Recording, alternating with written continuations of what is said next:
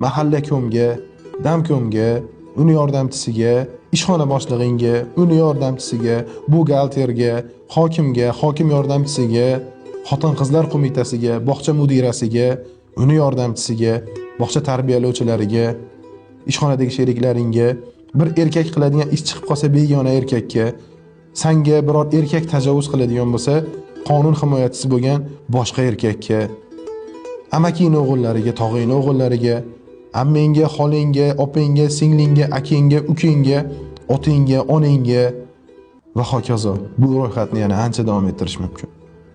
Shuncha odamga past ketib, shuncha odamga yalingandan ko'ra, hozir eringga past ket, eringga yalin, senga ancha arzonga tushadi.